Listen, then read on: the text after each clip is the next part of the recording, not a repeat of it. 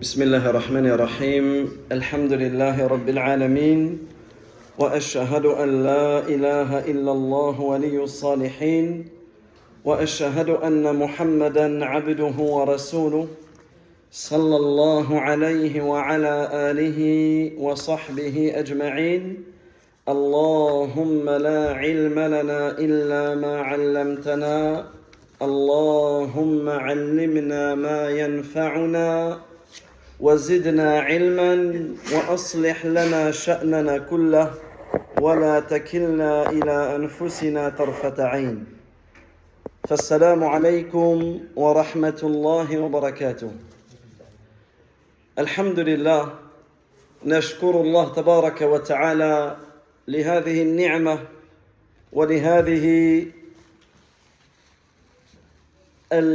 الجلسة ونشكر بعد شكر الله تبارك وتعالى كل من كان سببا لهذه الجلسة فنسأل الله العظيم أن يجزيهم خيرا.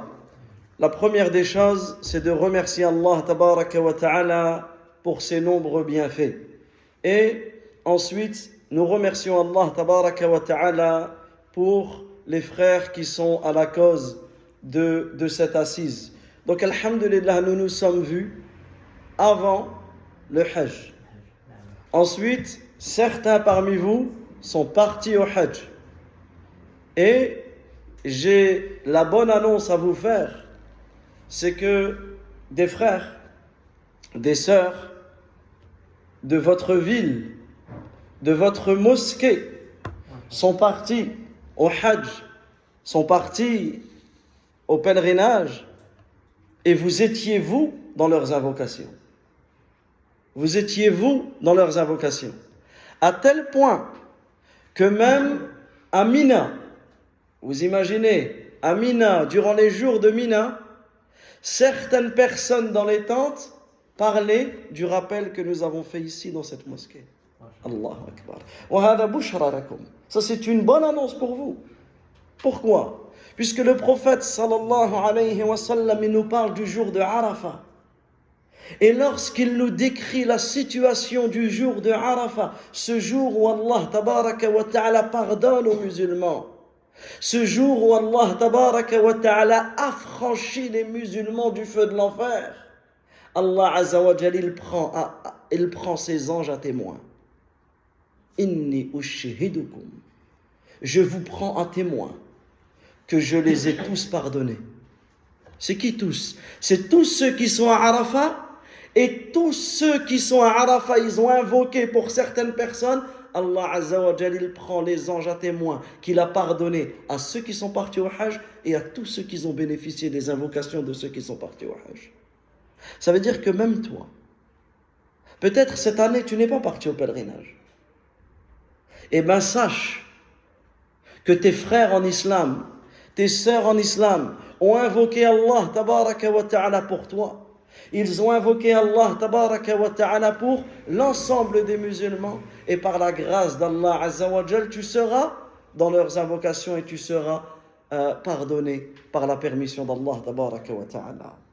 C'est pour cela que l'une des plus grandes leçons, min a'zam wa min akbar عبر وحكم ودرس من دروس الحج أن الحج يدرسك ويعلمك الأخوة الدينية. Parmi les plus grandes leçons que l'on apprend lorsque l'on fait le pèlerinage, c'est que le pèlerinage, il t'apprend cette fraternité religieuse.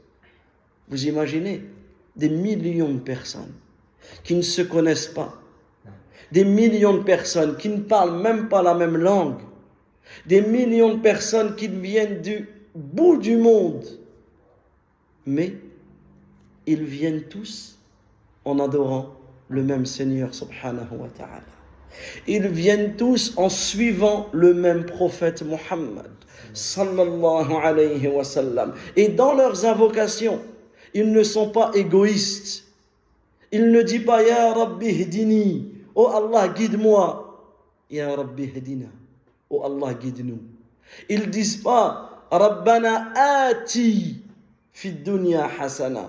Rabbi ati fi dunya hasana. Wa fil akhirati hasana wa qi' adhab an-nar. Non, ils ne disent pas ça. Qu'est-ce qu'ils disent? Rabbana atina. Ô notre Seigneur, donne-nous une belle part dans cette vie. Wa fil akhirati hasana wa qina, et préserve-nous, protège-nous du châtiment du feu. Et ça, en réalité, cela fait partie des plus grandes leçons que l'on vit même ici. Regardez, prenons un exemple, la salat janaza. La salat janaza, la prière mortuaire, c'est l'une des plus grandes leçons d'humanité pour toute la communauté, pour toute la société. Et ça, c'est important. Même dans notre travail, à l'école, nos voisins, c'est important qu'on explique à ceux qui ne sont pas musulmans. On vit au milieu de frères, on vit au milieu d'hommes, de femmes qui ne sont pas musulmans. On doit leur expliquer la beauté de notre religion. C'est pas on va à la mosquée, on revient, on va à la mosquée, on revient, et ils ne savent même pas ce qu'on fait. Ils nous voient partir à 3 heures du matin, ils nous voient partir à midi, ils nous voient partir... C'est important de parler, de discuter. On discute, on parle. Et c'est important de leur expliquer l'importance de la fraternité religieuse. Regarde la salat janaza. La personne, elle est morte. Elle est morte. Ça veut dire qu'en réalité, il n'y a aucun intérêt mondain de venir à sa janaza. Elle est morte. C'est pas quelqu'un, tu te dis, allez à la rigueur, visiter un malade, peut-être tu vas venir, quand il va guérir, il va dire, ah, toi je me souviens, t'es venu, etc. Non, là il est mort. Ça veut dire qu'il n'y a réellement aucun intérêt pour le défunt. Et on va tous venir. On va tous se déplacer. On va tous se mettre en rang et on va tous invoquer Allah tabaraka wa ta'ala en sa faveur comme si on invoquait pour notre propre père, pour notre propre mère. Et bien ça, cette prière janaza, cette salat janaza, elle fait partie des plus grands liens de la fraternité religieuse. Tu t'imagines que la personne, pour la grande majorité des cas, tu fais salat janaza, tu ne sais même pas c'est qui le mort. Tu ne sais pas c'est qui. Et encore heureux, on ne fait pas de janaza que ceux sur qui on connaît. Non, tu ne connais ni le défunt. Peut-être tu ne l'as jamais vu de ta vie. Peut-être entre toi et lui, il y a peut-être 50, 60, 70 ans qui vous séparent. Mais en réalité, tu viens et tu invoques Allah Azza wa Jalla en sa faveur. Donc parmi les grandes leçons du pèlerinage, c'est ça. Al-ukhuwatu ad-diniyya. Et c'est pour cela que la situation du musulman après le pèlerinage, c'est la même situation que le musulman doit avoir après le mois de Ramadan.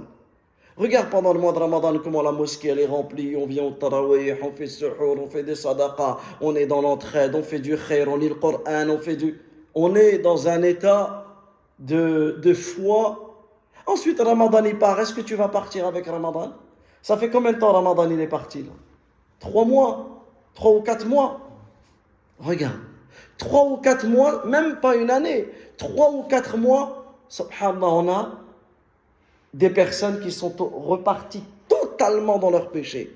À tel point que je discutais il y a quelque temps avec une personne qui priait pendant Ramadan et qui arrêtait la prière. Et qui me dit, ouais mais je suis quand même fier de moi du Ramadan que j'ai passé. Oui mais si tu arrêtes de prier, tu vas risquer d'annuler tout le khair que tu as fait. Sois fier de toi, d'avoir fait Ramadan, d'avoir été à la mosquée, etc. Par contre, le fait d'arrêter la prière, tu dois t'en vouloir et tu dois te ressaisir. Et c'est comme ça qu'on doit avoir ce discours envers nos frères et envers nos sœurs. Donc, alhamdulillah, on se doit de réfléchir à la situation que l'on doit avoir, après l'adoration. Parmi les causes, ou plutôt les signes qui vont faire qu'Allah tabaraka wa ta'ala va accepter ton pèlerinage, min alamat al-bir ba'd al-hajj, ou min alamat al-qaboul, ou min alamat bir al-hajj, parmi les signes que ton hajj a été accepté, an yakuna halul insan, an takuna halul insan ba'd al-hajj khayran, an yusbiha khayran, أو خير منها قبله. C'est que la personne il devienne meilleure après le Hajj qu'il était avant le Hajj. Et ça en réalité c'est la même chose pour le mois de Ramadan. Tu souhaites savoir si Allah Azza wa Jalla il a accepté de toi ton jeûne du mois de Ramadan, tu deviens meilleur après le Ramadan que tu ne l'étais avant. Parce qu'il y a une règle en islam, innal hasanat tunadi ukhtaha. La hasanat, elle appelle sa sœur. C'est-à-dire que quand tu fais une hasanat, automatiquement derrière, tu vas faire du bien. Regarde, tu termines la prière. Qu'est-ce que tu fais quand l'imam il fait le taslim? Assalamu alaikum wa rahmatullah. Assalamu alaikum wa rahmatullah. Directement, qu'est-ce que tu fais? Astaghfirullah. Astaghfirullah. Astaghfirullah. Tu demandes à Allah tabaraka wa ta'ala de te pardonner alors que tu viens de prier. Tu n'as pas fait un péché. Tu viens de prier. Mais pourquoi? Parce qu'en réalité, notre prière, elle a toujours des manquements. Elle n'est pas comme elle devrait être. C'est pour cela que tu te dois. La situation du musulman après la prière, c'est quoi? C'est tawbah. C'est de se repentir et c'est pas il se dit, ah moi j'ai prié, c'est bon, je peux faire ce que je veux. Ah moi j'ai jeûné, c'est bon, je peux faire ce que je veux. Ah moi j'ai fait le Hajj, c'est bon, je reviens avec une page blanche, je peux faire ce que je veux. Non, c'est pas comme ça. Donc ici c'est important que chaque personne qui a déjà fait le pèlerinage, ou qui l'a fait cette année, ou qui va le faire, Inch'Allah, les autres années, il est important que chaque personne réfléchisse et médite sur sa situation. Subhanallah, il y a quelques mois de cela, j'ai été dans une ville, à peu près à 400 km d'ici. Vraiment, hein, une petite ville paumée, un petit village. Et je rencontre un frère. Moi, je ne me souvenais plus de l'avoir déjà vu. Il me dit, tu sais pas où tu m'as vu? Je dis, franchement, non, je te remets plus. Il me dit, moi, j'ai assisté à un des cours que tu as donné à Mina dans les tentes. Donc, dans un Hajj passé. Peut-être le Hajj d'avant ou d'il y a 2 ans. Et il me dit, il y a une chose qui m'a marqué. Il dit, moi, je suis le dentiste du quartier. J'ai mon cabinet.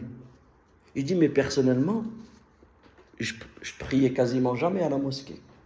Alors qu'en réalité, le dentiste, lui, c'est lui qui va gérer son emploi du temps. Lui, il a son ordinateur, il va gérer son emploi du temps. Là, il va te dire, ah, je suis là, je suis pas là. Et bien, en réalité, ta prière, fais comme si c'était ton rendez-vous. Et ça, beaucoup, malheureusement, ils prennent pas des fois, ils y réfléchissent même pas. Mais dans ton cabinet, subhanallah, c'est ton cabinet. C'est toi qui choisis ça. C'est un grand bienfait qu'Allah t'a donné. Il y en a, ils ne peuvent pas faire ça, choisir ses horaires. Toi, tu peux choisir tes horaires.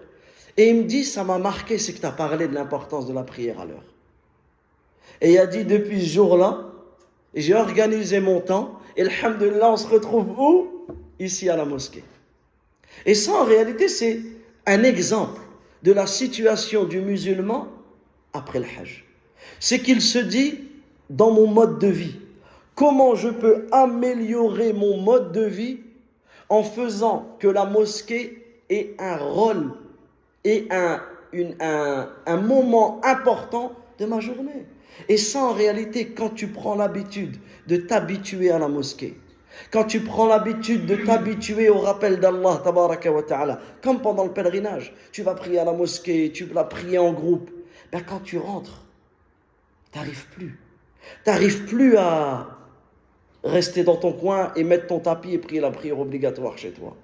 Vous savez ce qu'il a dit le Rasulullah alayhi salatu wa salam? Le prophète sallallahu alayhi wa sallam lui-même, vous savez ce qu'il dit? Il dit, j'ai imaginé, j'ai pensé mettre quelqu'un à ma place qui guide la prière. D'aller ramasser du bois, des bûches, et d'aller brûler toutes les maisons des hommes qui ne viennent pas prier à la mosquée sans excuse valable. Ça, c'est pas moi qui le dis. Ça, c'est ton prophète, mon prophète, notre prophète. Il dit qu'il a pensé brûler les maisons des hommes. Des hommes. Les hommes, c'est qui les hommes? C'est pas ceux qui vont courir derrière un ballon. C'est pas eux les hommes avec un petit shortounet, un petit short et des grandes chaussettes, et il va courir derrière un ballon, il met un ballon dans une cage et tout le peuple y est heureux. En réalité, regarde ce divertissement qui rend les gens fous et qui nous fait rater la prière à la mosquée. En réalité, quand va expliquer ça à quelqu'un, il y a 100 ans, il y a 150 ans, le football, il n'existait pas. Tu dis, il y a un jour, où le monde entier va être rué derrière des personnes qui courent, derrière une balle, et qui met la balle dans la cage et tout le monde est heureux. À tel point que ça se dispute, ça se bagarre, ça s'insulte. Les frères qui viennent prier dans la même mosquée, ils vont s'insulter. Toi t'es un tel, toi t'es un tel, ton équipe elle a perdu.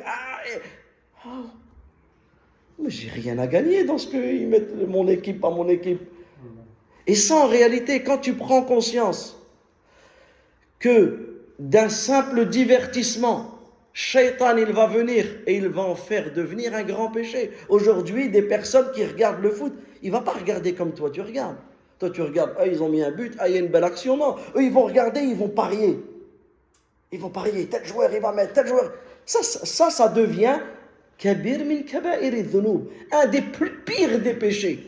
Un grand péché qui vient, donc lui, il regarde le football. Lui, le football, ça devient pour lui une fitna. Ça devient pour lui quelque chose qui risque de le ramener en enfer. Pourquoi? À cause de ses paris en ligne. La mi-temps, elle est là, tu as une pub, les premières pubs qu'il y a, c'est quoi? Les paris en ligne. Et ça, on doit faire attention à nos enfants. On doit faire attention, on doit les mettre en garde sur ce poison, sur ce danger. J'ai un projet qu'Allah tabaraka wa ta'ala me facilite dans cela, avec un frère qui était addict aux jeux sportifs. Le projet, c'est de faire un podcast ou une vidéo, peu importe, mais pour alerter la communauté sur ce danger. On ne s'en rend pas compte.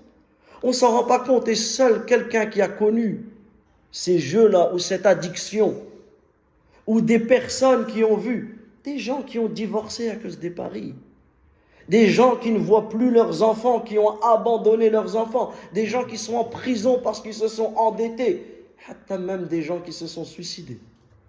Ils se sont suicidés. À cause de quoi? À cause de ces... C'est pas pour rien qu'Allah nous les interdit. Le haram, il y a plus de... En islam, il y a plus de halal ou il y a plus de haram? Il y a plus de halal. Le haram, on peut le compter.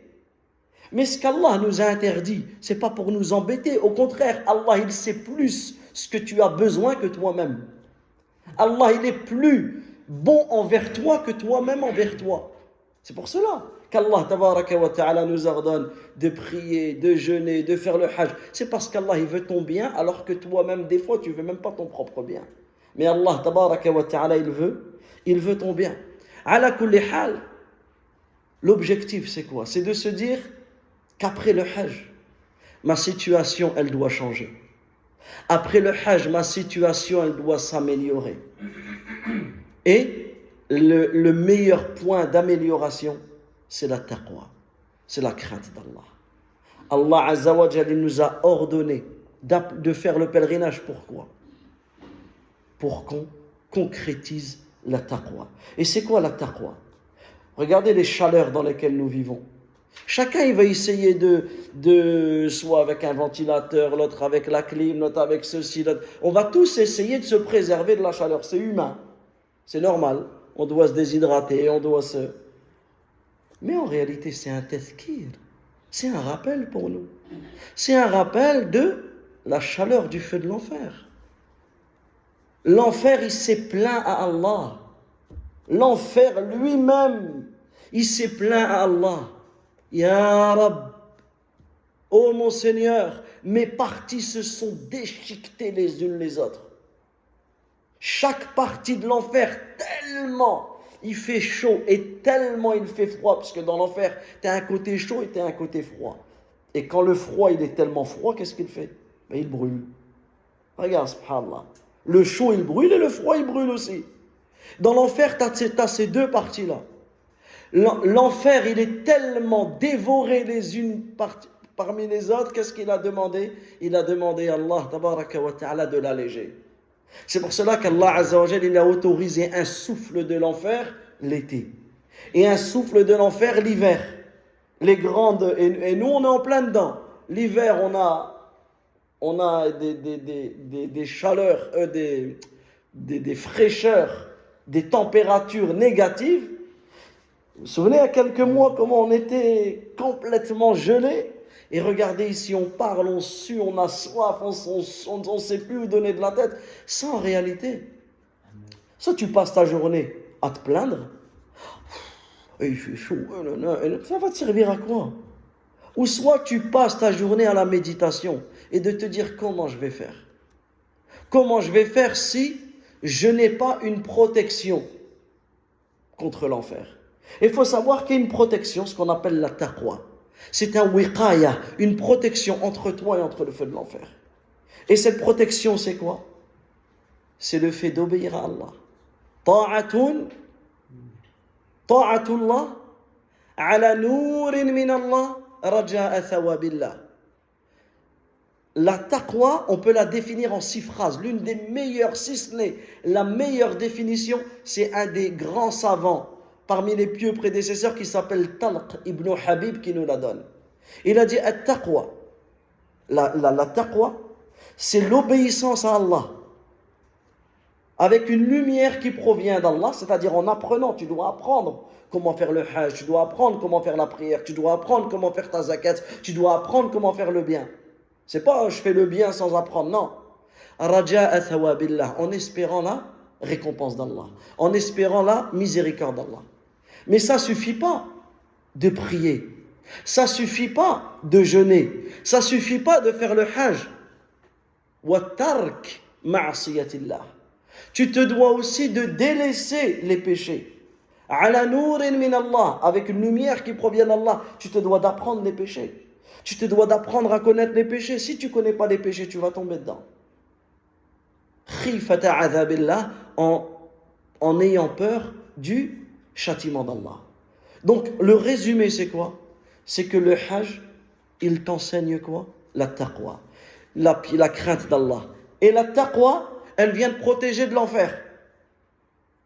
Donc, en réalité, on doit savoir c'est quoi la taqwa. La taqwa, c'est 2 choses. Obéir à Allah et t'écarter de la désobéissance. Ala nourin min Allah, en apprenant, tu te dois de t'instruire dans ta religion, en espérant la récompense et en craignant le châtiment d'Allah tabaraka wa ta'ala. Et là, à ce moment-là, tu vas voir que le hajj, il a changé des personnes. Et je terminerai sur cela. Je terminerai sur quelques exemples que certaines personnes, elles ont complètement changé après le hajj. Des exemples vécus. Des exemples que l'on voit chaque année. Premier, des personnes qui arrivent au hajj. Subhanallah, un jour j'étais à Arafat.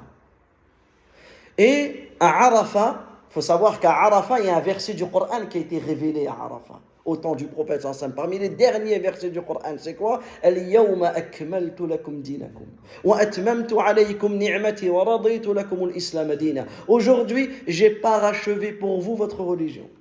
J'agrée pour vous l'islam comme religion. Et j'expliquais ce verset.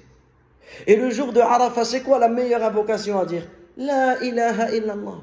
وحده لا شريك له له الملك وله الحمد وهو على كل شيء قدير. Le tawhid, la ilaha illallah. Il n'y a aucune divinité qui mérite d'être adorée en vérité en dehors d'Allah. Et on parle de l'importance du tawhid. Et on parle de la gravité du shirk. La gravité du shirk. Malheureusement, certaines personnes, elles viennent au hajj. Pourquoi? Pour effacer leur passé de péché. Ils arrivent, ils effacent leur passé de hasanat. Pourquoi? Puisqu'Allah Azza wa Jal dit وَلَا إِنْ أَشْرَكْتَ لَيَحْبَطَنَّ عَمَلُكَ وَلَا تَكُونَنَّ مِنَ الْخَاسِرِينَ. Et si tu commets du shirk, toutes tes hasanats seront vaines. Toutes tes hasanats seront annulées et tu feras partie des perdants. Et j'explique les différentes manières de shirk. La gravité d'invoquer autre qu'Allah. Certaines personnes, au lieu quand elles lèvent leurs mains, au lieu de dire Ya Rab, oh Allah, ishfini, oh Allah, guéris-moi. Il y a quoi de compliqué? Allah, c'est lui Ash-Shafi, c'est lui qui guérit tes maladies. Tu lèves tes mains, Ya Rab, ishfini. Oh Seigneur, guéris-moi. T'en as, ils lèvent leurs mains en direction de la tombe de Rasulullah. Ya Rasulullah, ishfini. Oh messager d'Allah, guéris-moi. Ou ils lèvent leurs mains en direction de la tombe d'un des saints, d'un des walis. Ya Jilali, Ya Jilani, Ya Sidi, Ya Wali, Ya Fulan. Au lieu de dire, à tel point qu'un jour, dans la prière, j'étais dans une des mosquées de la région. Dans la prière, le frère qui est à côté de moi, on est en train de saller. On vient de dire Iyyaka na'budu. C'est toi seul que nous adorons. On l'a tous dit. Iyyaka na'budu. C'est toi seul que nous adorons. Il dit quoi? Ya Sidi Ahmed, ou là ya Sidi Fulan, ou là ya... Dans la salat. Et j'explique la gravité. Ça, c'est du shirk. Comme le fait que beaucoup de nos jeunes jurent sur la vie de leur mère. La vie de ma mère, la vie de ma mère, ceci, ma khalle ta mère, où est-ce qu'elle est? Laisse-la un peu. Et ta mère, elle n'est pas plus importante qu'Allah. Et si tu jures par la vie de ta mère, ça veut dire que la vie de ta mère à tes yeux, dans ton cœur, elle est plus importante que le Seigneur de l'univers. Non. Si tu dois jurer, jure par Allah ou tais-toi. Ou je ramenais aussi le fait de faire des offrandes dans certains des villages, dans nos bleds, comme on a grandi, dans les pays dans lesquels on est originaire, etc. Des fois, certaines personnes, elles font des offrandes pour le tombeau, pour le wali. Et là, subhanallah, il y a une dame, elle se met à pleurer. Elle se met à pleurer. On est dans l'assise et elle pleure. Je termine le cours. On fait pour remonter dans le bus. Elle vient me voir à la fin. Elle a dit quasiment tout ce que tu as dit, je le fais. Et je lui dis, regarde, dis alhamdulillah qu'Allah tabaraka wa ta'ala t'a fait venir ici et tu as pu entendre ce rappel. Je dis, maintenant tu prends une promesse à Allah azza wa jal que tu ne retourneras plus à ces shirkiyats. Une autre dame, elle vient, un discours qu'elle me dit directement à moi. Elle me dit, tu sais, nous dans notre village, toute l'année, on n'avait même pas de quoi manger un bout de viande. Toute l'année. Et quand l'Eid y arrivait, et qu'on avait de la viande, eh ben on la mangeait pas pour nous, on allait chez le wali, dans le tombeau, le saint qui était mort dans le village, et on le mettait, on faisait l'offrande. Ça, je vous parle pas d'histoires inventées, ou d'histoires qu'on trouve dans... Non, des histoires de notre communauté, en ce moment, de notre communauté à nous. Parmi les exemples, c'est que certaines personnes qui viennent au pèlerinage, ils viennent au pèlerinage avec des pensées sectaires, des pensées extrêmes. Eh bien, subhanallah, quand tu es au pèlerinage et tu rappelles l'importance de la sunna, tu rappelles l'importance de s'attacher, de s'accrocher à la sunna du prophète, alayhi salatu wa salam, à la sunna de ses compagnons bien guidés, Abu Bakr, Omar, Uthman, Ali, comme il dit le prophète alayhi salatu wa salam, tamassaku biha alaykum bi sunnati wa sunnati al-khulafa'i ar-rashidin al-mahdiyyin min ba'di addu alayha bin nawajidh. Accrochez-vous à ma sunna et à la sunna de mes califes bien guidés, mordez-la à pleines dents. La sunna, tu te dois de la mordre à pleines dents. Ça veut dire quoi? Imagine maintenant, tu es noyé.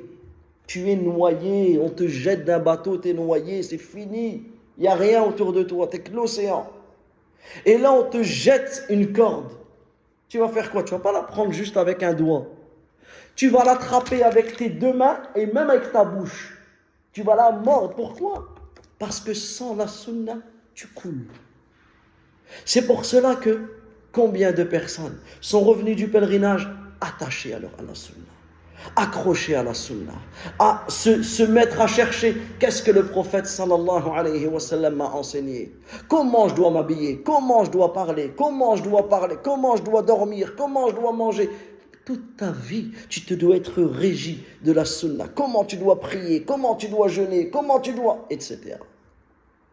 Également, combien de nos sœurs qui viennent au pèlerinage et avant le pèlerinage, elles n'ont pas le hijab. Elles viennent au pèlerinage et elles prennent conscience de ce rappel. Ma sœur, durant ce pèlerinage, tu n'as pas enlevé ton hijab. Tu te vois à la Mecque et à Médine enlever ton hijab et marcher les cheveux en l'air dans les rues de Médine et dans les rues de Mecque. Jamais ça ne viendra à l'idée. Mais le Seigneur de la Mecque, c'est le Seigneur de partout. Allah tabaraka wa ta'ala, il te voit. Allah tabaraka wa ta'ala, il t'entend. Allah azza wa jalla, il t'observe. Et combien de nos sœurs sont rentrées de Mecca, de Médine, et elles ont pris cet engagement entre elles et Allah azza wa jalla de délaisser ces parures qui mettent Allah azza wa jalla en colère et de s'attacher et de s'accrocher à leur hijab.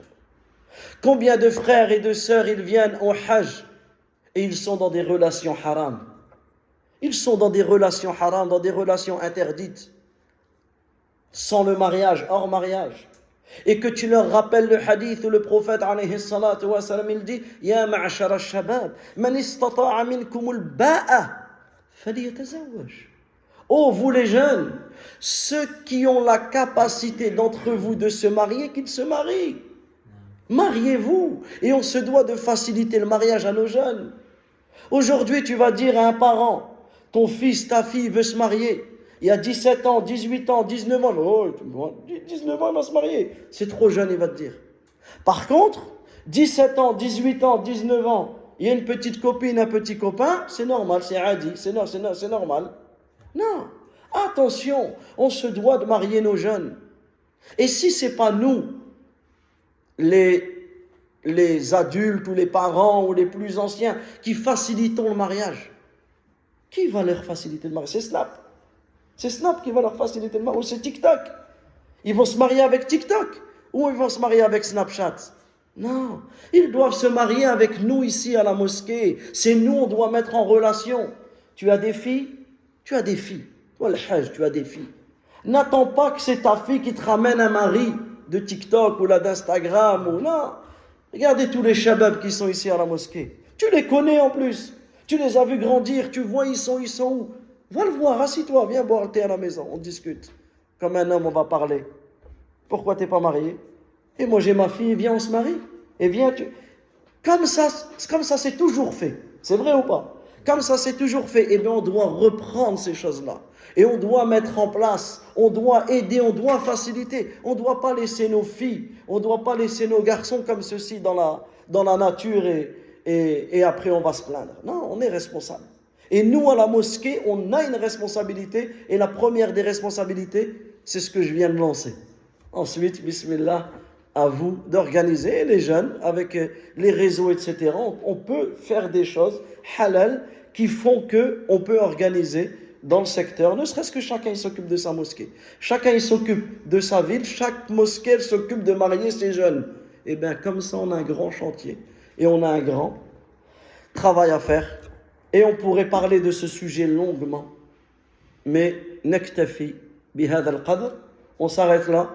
Et la conclusion, c'est que la situation du musulman après le pèlerinage, c'est qu'elle devienne meilleure qu'elle était avant le pèlerinage. Wallahu ta'ala a'lam.